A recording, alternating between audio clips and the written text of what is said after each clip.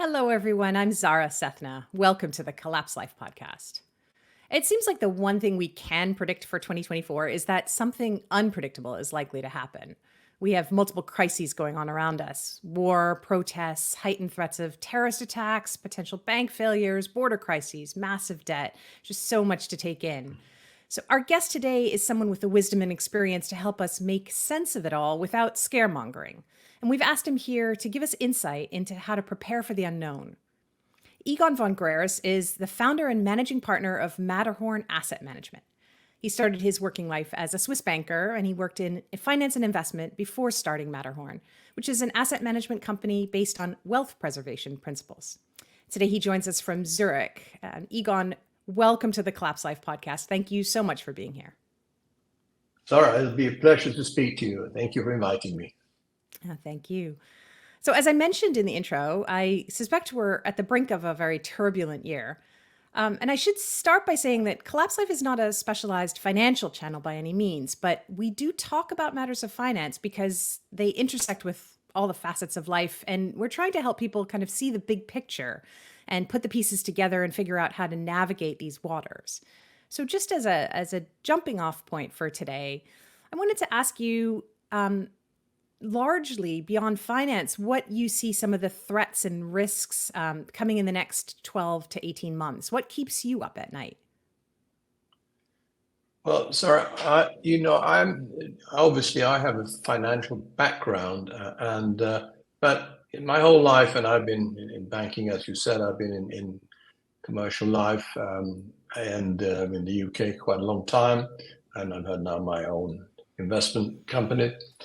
But throughout my business life, I always looked at risk and focused on risk, and I'm doing the same thing today.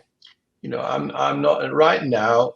Obviously, if you protect the downside, you can always live with the upside. But if you're not prepared for a downside, then you might have a problem. And throughout so my business life is really coincides with money going crazy and money losing most of its value, like it always does in longer cycles, and throughout history. Money has always gone to zero, as Voltaire said, paper money. And since 71, when Nixon closed the gold window, which was the backing of the dollar with gold, the dollar has lost about almost 99% in real terms, and most other currencies have too. So we're only about 1% away from the dollar losing all its value. But remember, it's not 1% from here; it's 100% from here to go. And since in history this has always happened without fail, I expect that to happen this time too. Now, we never know exactly where we are in the cycle. And of course, as I often say, forecasting is a mug's game. And it's not really, we don't need to forecast exactly when something's going to happen. All we need to think about is the risk and how we protect ourselves. And if we see the risk being elevated, which is the case now, then of course protection becomes more important. Now, in articles and discussions like this, I've sometimes taken the example to explain what exponential growth is, which is what we're seeing in the debt market. The debts have increased from virtually nothing in 71 to now worldwide 330 trillion plus derivatives. That could be anything to a quadrillion or a couple of quadrillion derivatives, if you include the shadow banking system. So that is enormous. And to take this example of the stadium, so if you fill a football stadium with a drop of water every minute, and then you double it to 2 after 1 minute, and to 4 after 2 minutes, and to 8 again. So every minute it doubles, and then after about 45 minutes, the stadium is only 7% full. But in the last 5 minutes, from 45 to 50, the stadium goes from 7% to 100% full. And that explains exponential growth and also exponential collapse, if you want. So we've seen exponential growth in debt. We are now seeing the other side of that in a dollar and all currencies, which are losing their value. So now I think, we are in the last 5 minutes. I'm not going to forecast how long the last 5 minutes will take, but I would say that we are in the acceleration phase now. And remember, just beginning of this century, the total debt, global debt, was 100 trillion, and now it's 330 trillion. So it's going very fast now. So I think that the risk is now incredibly high, and therefore the case for wealth preservation, or insurance if you want, is also very, very high, and that therefore we are not conventional investors that try to help people make money. Our passion is to help people to preserve wealth, and we think that there will be biggest amount of wealth destruction ever in history coming in the next X years. That could be 1 year, that could be 5 years, could be 10 years. We don't know, but it's likely to start earlier than that, because the world has been living on debt, which and printed money now, right, especially for the last 50 years, as I said. And you can't live on artificial money and artificial assets. So there has just been, this debt has pumped up stock market, pumped up all the asset markets, property markets, etc. And it's not normal, but people living today don't understand that. So we expect something to happen, and it could be, as I said, any time. But we don't worry about when. We're worrying about now is the time to protect yourself, because we have never had risk, which includes debts, on a global level like we're having today. That's never ever happened in history before, on a global level. Right. So wealth preservation then is your business, and can you just sort of maybe define that, help people understand what that looks like? And I think maybe the word wealth, I think some people might think, well, I don't have wealth, I have small savings, but not wealth. So maybe just talk a little bit about what you mean by that term. Yes, absolutely. So we started. I started with worrying about all these things at the end of the 90s. And then we decided, for the friends, wealthy investors that we advised at the time, as well as ourselves, to that this was the time now in the early 2000s, this is the time to put a major part of your assets into, well, we decided that we need to protect our wealth. Mm-hmm. And we then decided that the best way of doing that is to own physical gold and store it outside the banking system, because you don't want to have it within the system that you're trying to protect against, and you don't want to have it in paper assets. So you have it in physical with direct access, and so we decided to start that just as a private company for about around in the early 2000s, and then eventually a lot of people asked us, and we opened it up to outside investors also, and now we are in over 90 countries. But the reason, as I said, we saw the gold was then, when we went into gold in a serious way, the gold was then $300. It's now, and in most currencies, and today it's around 2,000, a bit over 2,000. But that moves. It's gone up in most currencies 6, 7, 8 times, and of course in the weaker currencies, it's gone up a lot more. But it's not really. You mustn't believe that gold goes up. It's just the fact that the currencies are losing value continuously, as I said before, and that's about to accelerate. So this is what you're protecting against. You're protecting against a currency now the currency is going to zero, and therefore your cash, if you want to, will also become worthless. but you're also protecting against a damaged and probably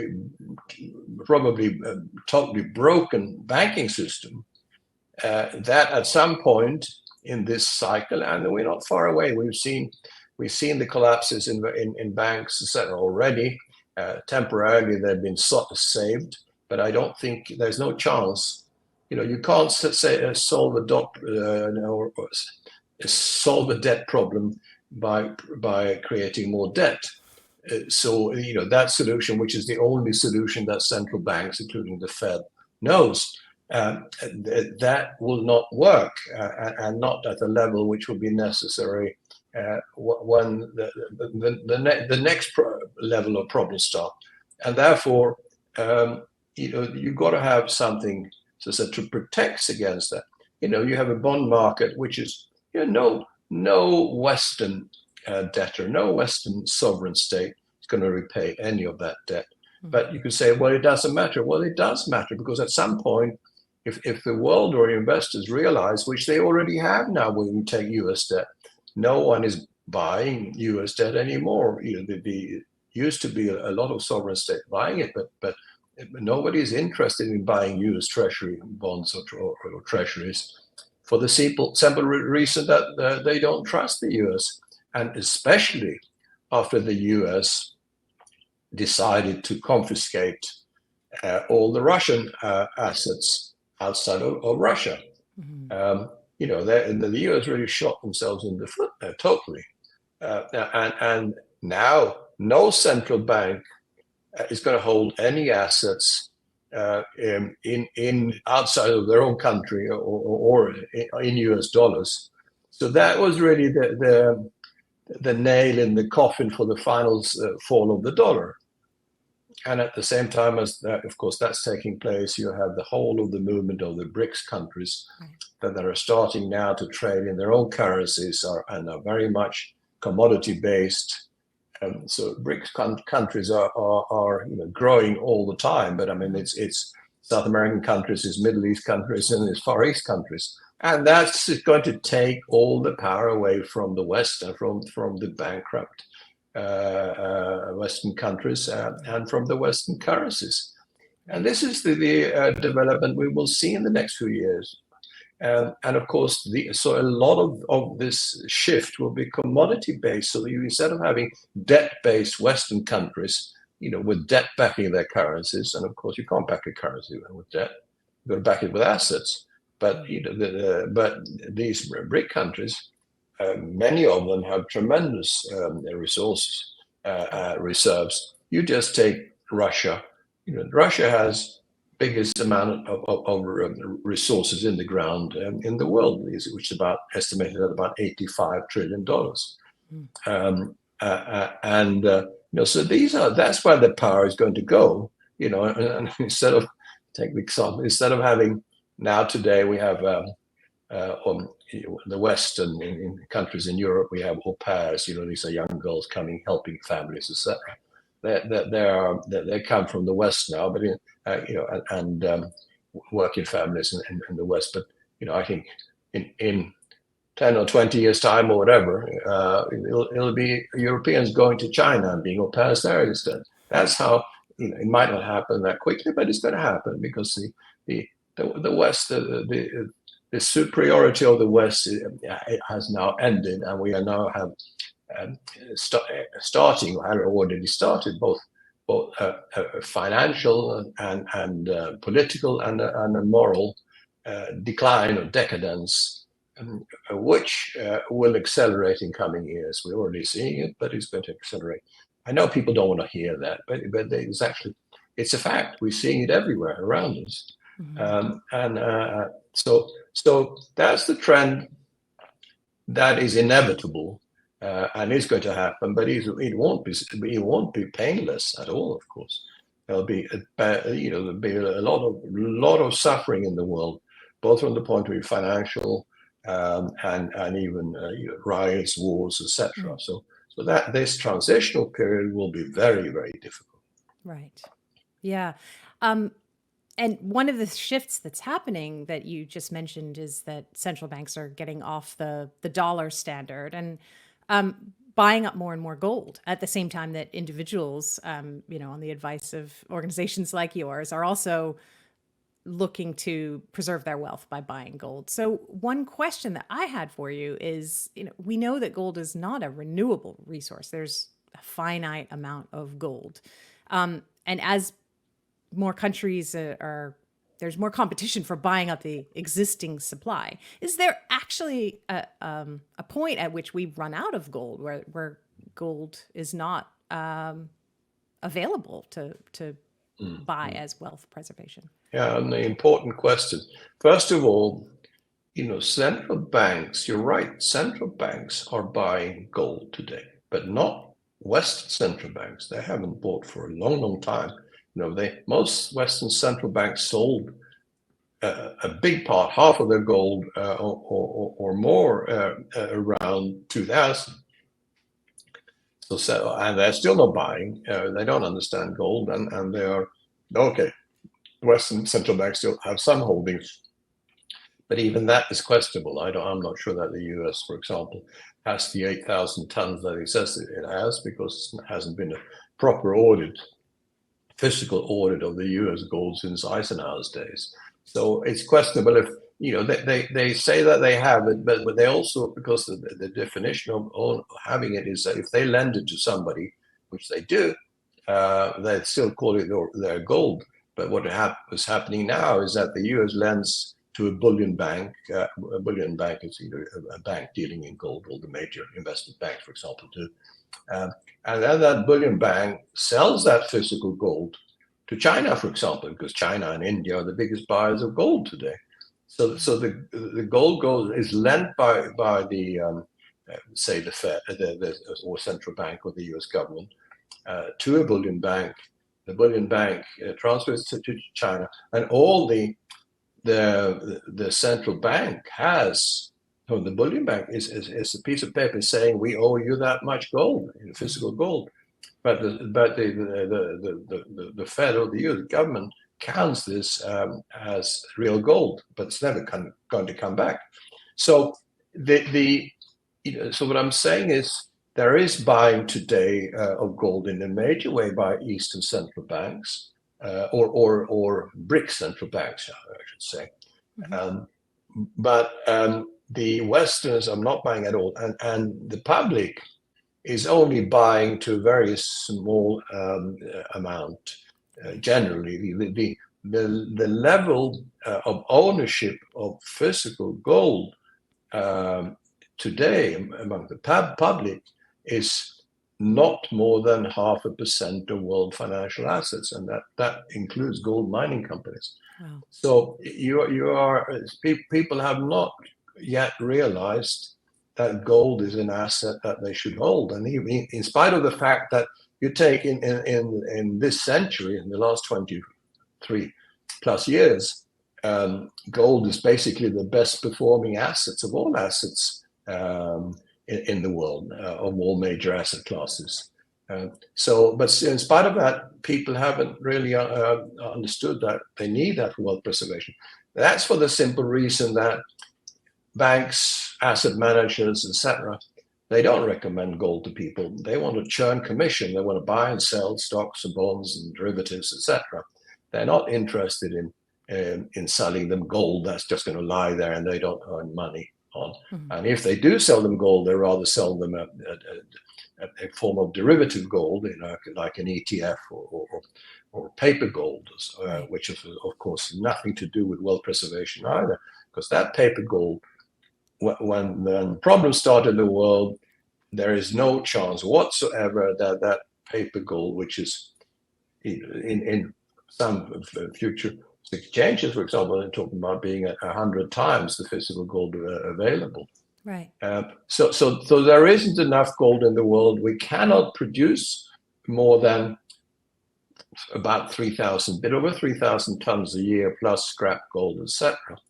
And so there is no, if demand increases, which I'm absolutely convinced it will, because of all the problems that we are talking about here, then more gold cannot be produced. But at the same time, there will be massive demand for gold from institutions, from pension funds, and from individuals also.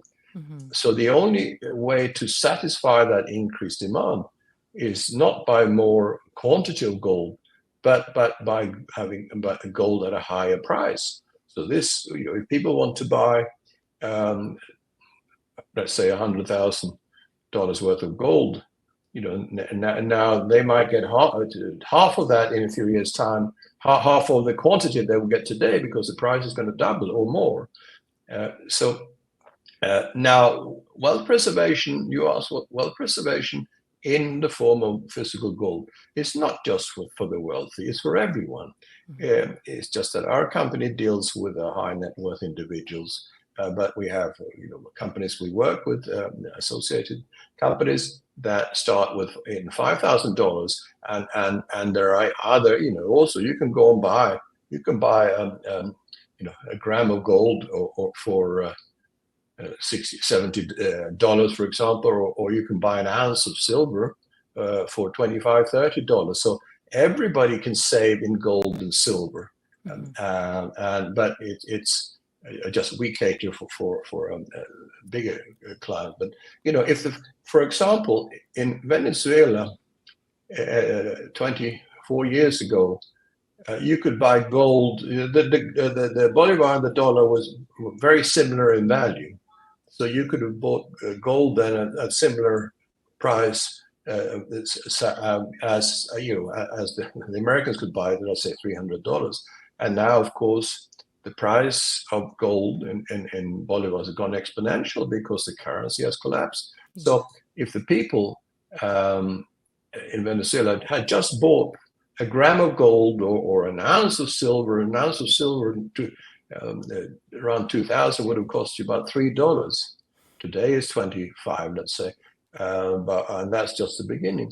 So there is wealth preservation is for everybody. Instead of that, Costa coffee or a last pack or a pack of cigarettes or whatever you buy, save a little bit and buy, and you can buy some gold. And it's the same today, or silver. You can buy small amounts of gold. You can buy, so I said, silver. I think silver is more volatile, and it's not for widows and orphans. It's because once this move in the metals, gold and silver, starts, at some point, silver will move at least twice as fast as gold on the upside. The problem is that any correction also will be also twice as fast, and that's why silver will make a normal investor very nervous to hold. But you can have a little bit of silver and then also a bigger percentage of gold, and that's what everybody should do today at any level. So nobody should believe that it's just for the wealthy; it's for everyone. And there are, almost every country has shops where you can buy smaller amounts of gold and silver, or mail order, etc. I mean, there are reputable companies in most countries, in the West, to do that. So and that's really what people should think about today. Yeah. Sadly, nobody talks about it. Governments will never tell you to buy gold. The Chinese government has. They have told the people to buy gold, and of course, in India, it's a tradition to put your savings into gold. I mean, India has the best pension system in the world, really, because everybody is saving in gold. So they're actually well-funded pension system in physical gold. But in the West, no one thinks about buying gold today. They did maybe 50 years ago or so. I mean, when I was young, I would sometimes get a gold coin. And in Switzerland, it was quite common to give gold coins as a gift for a birthday, etc. But not anymore. Most banks, for example, even in Switzerland, they used to have gold in the window. They've stopped selling gold now from individual bank offices. Or sadly, it's all about now making money on paper money, and very few people understand the necessity of wealth preservation. But we think it's absolutely critical. Seeing what we are seeing coming in the next few years. Yeah, no, I think you nailed it, and you really very clearly explained the why of gold and silver, why that's so important. And it's one of the key messages I've often heard you say is this is not an investment. It's really about, as you said, preserving your wealth. So can we just talk a little bit about the kind of the how and where specifically? You mentioned that people can find wherever they may be, they can find reputable sellers, but is there specific things that people should be looking for in terms of where to buy your physical gold and silver? And then the second question is, where do you store it? How, what's the safe way to hold on to that? Yes, of course. So as I said, we cater for a specific category of people. We specialize in that, and of course that doesn't help ordinary people that good. So we have a minimum level of $400,000, and that's for our vaults in Zurich or Singapore. But then we have for very big investors, and we have many major investors around the world. There we have the biggest private gold vault in the world, which is in the Swiss Alps, in the mountain, which is like a James Bond-like mountain with very, very high security. For that one, our minimum is $5 million. So I understand that's not for normal people. So in our case, we help people to buy and to store the gold, and if they want to buy more, we do that, or if they want to sell, we do that for them. But the gold is held in their name, and they are the only ones who have access to their own gold in the vaults. And that's the way to. If you do use a third party, you go. The whole key in wealth preservation and avoiding risk is to eliminate as many counterparties as you can. At the end of the day, you always have one counterparty. If you dig a hole in the ground and hide your gold there, that's your counterparty. It can be stolen from you there, or if you hide it somewhere in your house, it can be stolen there. Generally, we recommend that you should never hold more gold or cash or valuables in the house than you can afford to lose. Mm-hmm. Now, for the simple reason that crime is high today and it's going to increase exponentially, in my view, and so therefore it's a bad idea to hold it at home. Now, there are, in many places, there are safe deposit boxes. Now, of course, if you can avoid it, we don't think you should hold gold in a safe deposit box in the bank, because that if something happens in the banking system, they'll just close even the access to the boxes. And if government starts interfering and wanting to see what people keep in their boxes, etc., then that's not what you want to hold it. So you should find private safes, and in the country where you are, or of course you could. If you are a bigger investor, you hold your gold outside the place where you are resident. So that you can actually, and in obviously a very safe jurisdiction like Switzerland or like Singapore.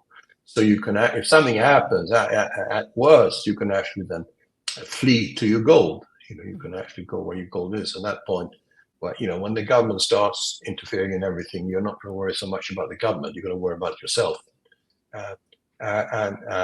So that's what we do at that level. But for people who are smaller investors, yes, they have to either find a very, very safe place to hide it. I remember a man I met who lived in Australia. He was lucky. He had some water where he lived, so he took two strings and at the cross where they crossed across the water, he took two strings from different ends, and then he put the gold in the water, below. Where those two strings crossed. Okay, yeah. That's one way. You got to remember why you did that afterwards. But anyway, people there are always clever ways of hiding if people can't afford to keep it in vaults, or they haven't got a vault near them. But in any case, keep it as safe as you possibly can, because as crime is going to increase, and for big amounts, you definitely shouldn't store it at home. That'd be very dangerous. Throughout history, in periods of crisis, gold has always been incredibly valuable money to use for either can be for saving your life or for just bartering against other things, including food. Of course, people have said also a bottle of whiskey has always been very good for barter, which is true, of course. You mentioned Venezuela as an example of a country where the currency essentially became worthless. And I wanted to, I started out by saying, we really don't want to be scaremongering, but is that what it looks like if this plays out to the end, if the US dollar becomes, absolutely worthless? Is that kind of the scenario that we're looking at? Sadly, the politicians have one aim in their lives, in their political lives, and that's if they are, first of all, it is to be elected, and to be elected, of course, you have to lie and promise everything that you can never deliver. And once you have been elected, you have to buy votes, and you buy votes by just printing money. Well, that's not the way you should do, but that's what we've seen in the last 50 years. So, and Venezuela is a good example. Here you have a country with excellent resources and a very big oil producer. And in spite of that, the Marxist type of regime that Venezuela has destroyed the currency and had these socialist policies that have made people poor in spite of the oil. And you see the same take Argentina. Argentina 100 years ago was one of the richest countries in the world, and the richest in South America. But then they've just, again, destroyed the economy and the currency. Now you have a new leader who's, looks promising on paper. I think, sadly, Emile, I think, sadly, that he will have difficulties because we are at the end of the debt cycle. And I think, although he has very good intentions and good ideas, I think because of the general state of the world economy, it'll be difficult for him to implement them against the massive problems that the whole world is going to encounter in coming years. But we are seeing in some countries now more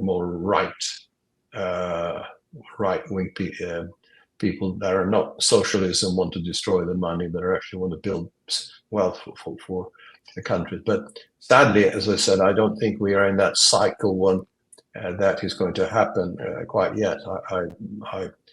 I would expect a collapse of the certainly Western system in some form before we can start to build again from a much lower level. That's what I expect.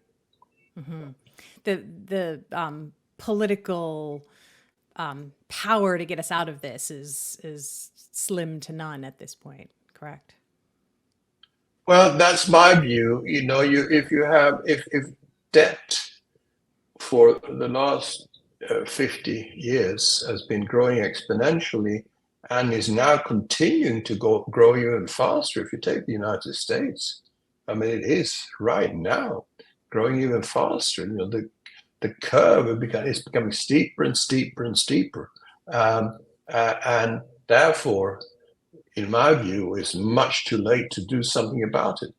This debt can never be repaid. It can't even be financed. You're talking about now U.S. debt, just the government debt is now costing $1 trillion a year. That's 25% of the income of the revenue, or a little bit less than 25 of the revenue of the government. And if I'm right, which so far I have been, that because not because I'm clever at all, I just looked at U.S. debt over time. You just take since Reagan, but you can go back further, 1980.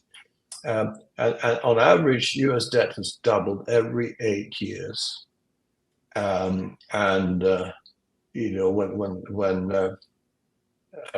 Trump was elected, which is 7 years ago now, I said that debt was 20 trillion, and I said, 8 years later, 2025, beginning of 25, that the debt will be 40 trillion.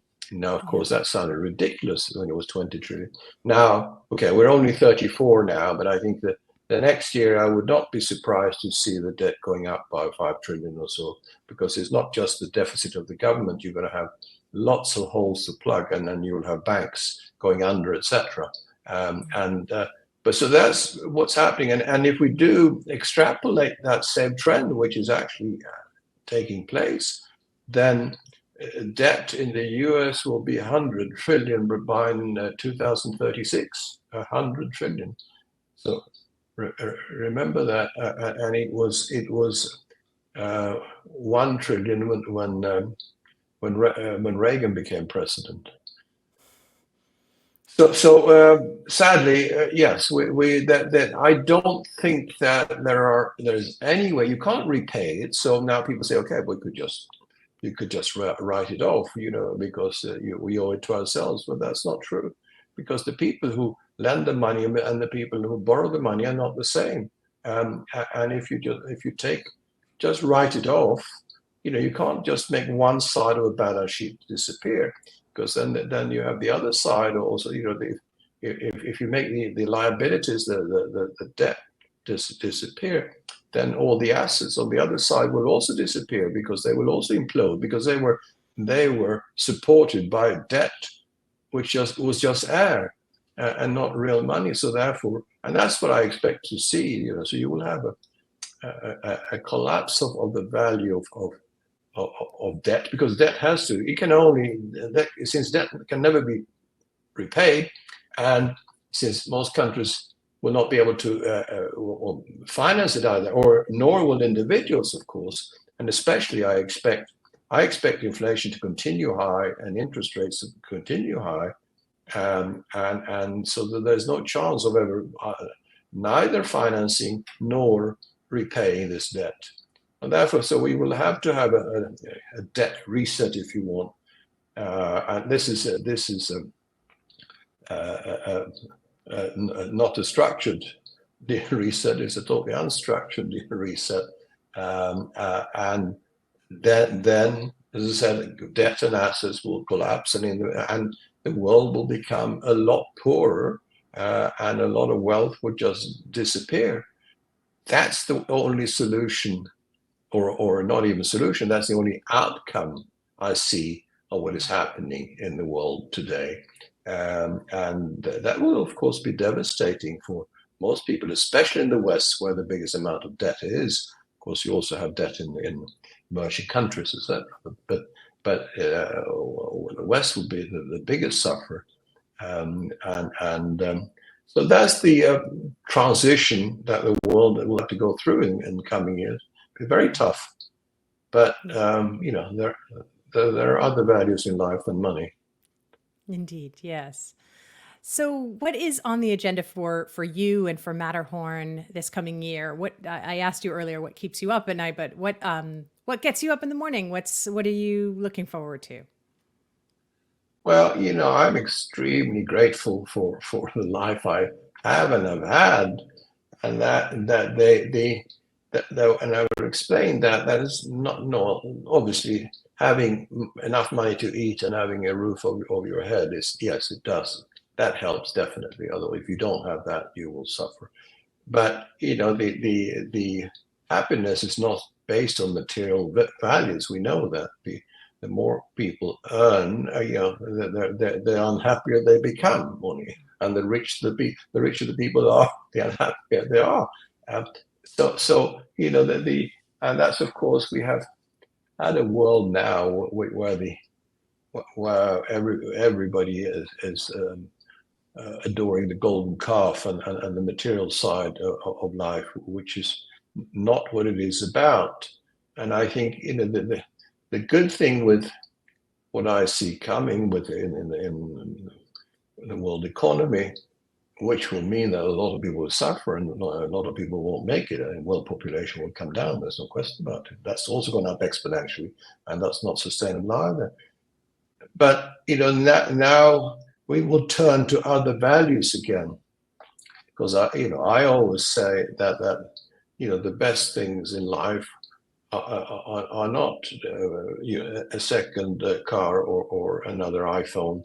I remember there's somebody in the gold industry, one of the most well-known people in the gold industry, called Jim Sinclair. He died a few months ago now. He was in his early 80s. And I knew him well, and he was incredibly respected for his knowledge and understanding of gold as a real asset and as a wealth preservation asset. And once many years ago, when I showed him a picture of my family, I have lots of grandchildren, etc. And he said, "Well, that's worth more than all the gold in the world." And that's absolutely true. And we have to go back to real values, in my view. And I look at things and I say, we don't need all of these assets. We don't or material things.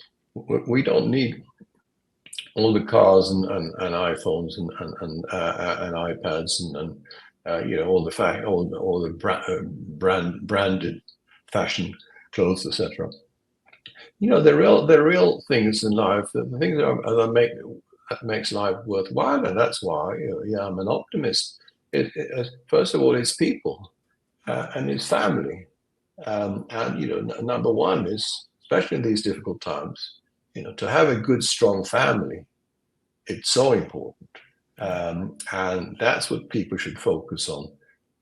Looking after and helping the family. Now people are too self-centered. They only. And there are too many divorces, too many people falling out, even within families.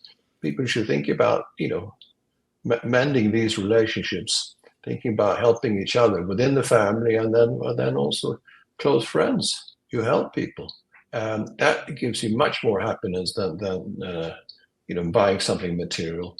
So I think family and friends is the number one people should focus on, because that's the group you need in the tough times I see ahead. And the second thing is, of course, is that a lot of the best things in life are free. Nature is free. You can walk in nature. You can get an enormous pleasure out of nature. Books are virtually free for most people, whether it's libraries or downloading books, etc. And that also can give you enormous pleasure. Music, again, is virtually free. And is wonderful, and then you have, of course, sports and other activities. So there are so many things in life, and we've forgotten about this and the value of this, and I think that to me is a good thing about bad times, because again, family will now have to stick together. Because if you don't stick together, you're going to die. Because people who are lonely and no support group, they're not going to make it.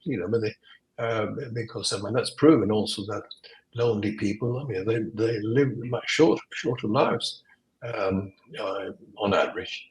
So so these are good things. People will hopefully turn to each other and help each other, because that's what gives you pleasure in life. So those are the things. That's why I don't worry at night. I'm a bit fatalistic. We're all going to die, and some believe that there's a life after this, and some don't. But anyway, life is only right here and now. And so we've got to make the best out of that, and so therefore I've done on the from the financial side and from the family side, I'm doing what I think is right, and then I don't worry after that, because I've done. If you do what you can, and you can't achieve everything, you never have enough savings, or you never have enough happiness if you want. But if you are content with what you have, then there's no use worrying. And you can't, you've got to learn that the things that you can't do anything about, you don't worry about. It's so simple. And the things you can do something about, of course, you do something about. So it's easy too. So therefore, it's.